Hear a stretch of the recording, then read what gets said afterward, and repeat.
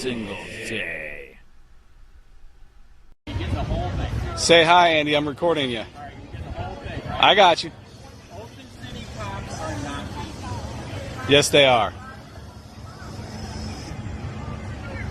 You know what's really criminal? What's that? Those knee-high socks. I know, but that's what the brown shirts wore. Nearly 5,000 public records requests in Northport, 2022 showing signs of the same. By Craig Garrett, staff writer, February 11, 2022. 0. Northport Stephanie Gibson does it because she wants an accountable government. For Andrew Sheets, doing so, however distasteful to some, is a civil right. And for others, requesting a public document from the Northport clerk's office appears to be about doing business, as hundreds of such requests last year came from contractors, pool, house, and fence builders, lawyers and engineers, dozens of sources chasing records relating to their livelihoods. In all, nearly 5,000 public records requests filtered through Northport City Hall. If the working year averages 261 days, that's about 20 such document submissions per day. The city, in fact, has a full-time staffer to research and, if such documents exist, forward them, electronically or on paper. Most requests in 2021 were fulfilled, according to the Daily Sun's own public records request on public records. That fully detailed 364-page document was supplied by the city within a day. But some asking for documents under the state's Public Records Act wanted more. Much more, in fact, as former Northport Commissioner Cheryl Cook last year had filed some 1,250 public records requests. She had asked for such items as compensation records, commissioners' social media postings, discipline files, background and polygraph results on senior staffers, anything relating to the de-annexation movement in Welland Park staff, and commission email dialogue relating to it, for instance, among other topics. While most public records requests are free, some get pricey, as Cook's estimated fees on retrieving the documents she sought totaled $4,800. Whether she paid that amount wasn't clear, as she didn't return calls for comment. Most everything she sought was listed as a full release in disclosure documents, however.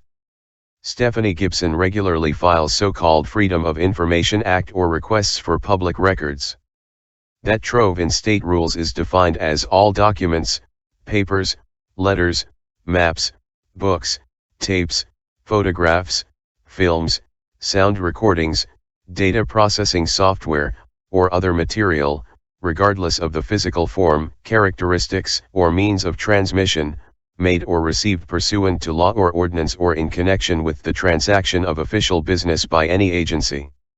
That definition includes police body camera video audio, which pre-2020 had steadily risen in public records requests. But in the COVID era and the civil rights movement during the George Floyd protests, that exploded on a grand scale, according to reports. The first quarter in 2021 showed that records volume increased by 35% over 2020, with the total time an average agency spends processing requests up by 286% in the same time period, according to those reports. Driving the delays was a sharp jump in file audio and video data sizes, something like 300% since just 2018. Matters were worse with pandemic quarantines and staff shortages, however. Northport City Hall staffers worked from home for months, many muscling through the contagion. Gibson had blanketed City Hall with records requests into and following the collapse of former city manager Pete Lear's tenure. Lear had had a consensual relationship with the department head but was placed on administrative leave in summer 2020. Outside investigators were hired and a full shakedown at City Hall ensued, including audio and video interviews with staffers. Gibson plied the clerk's office for transcripts, documents, anything she felt would better track that several-month sequence. Lear would resign that November. Gibson's quest, she said, was about transparency, that those within the vortex were held accountable. Nothing in the law only allows us to ask for 3 things, or 10 things a year, she said, adding that if Northport posted its commission emails and calendars, public records requests would drop in intensity. The Sarasota County Board of Commissioners practices such things, she said.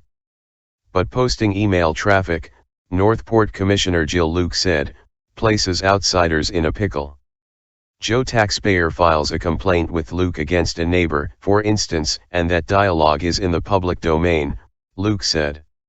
Instead, she urged fellow commissioners to agree, which last year they did, to follow state rules enforcing the curious to seek answers through public records requests, which are a few clicks on the clerk's website. Neighbors tattling on one another and made public isn't right, Luke said. It's still transparency, the way the state defines it. Gibson, in her pursuit of Lear documents, filed a lawsuit that would force, among other things, the city to release public records, alleging delays or excessive fees at City Hall in releasing those files, she said. The frustration prompted a three-part lawsuit that included a City Hall door access log from April 2018 and archived social media content of former Commissioner Chris Hanks, Gibson said. I've never been down this path before, said Gibson, who was credited with Northport police wearing body cameras after her son was tasered and roughed up by officers in 2013. It was later determined he had suffered from mental health issues. I don't care about the politics, unless you break the rules, or there are conflicts or interest, she added. It's about being transparent. The United Nations recognizes freedom of information as a fundamental human right, which Andrew Sheets abides with the greatest of intensity. He had been ostracized, even alleged police pursue him, because of those beliefs. The Punta Gorda man over time had requested thousands of public documents, some applied to what some deem as harassment. He posts lists of state gun owners targeted by police for unwarranted investigations, he insisted, or the file of a former police officer who resigned for unusual sexual practices, Sheets added. But in running for sheriff in Charlotte County in 2020, Sheets in a Daily Sun editorial wrote, when you expose the lies and deceit of any governmental agency, you draw ire. When you expose corruption of the police, people have angst. While some consider him a foul-mouthed agitator with a bullhorn, Sheets, rather, sees himself more on a fishing expedition and hoisting the occasional record catch, he insisted. We have the right to do it, to let the public know, he said. I like to dig and find stuff. Email, craig.garrett@yourzon.com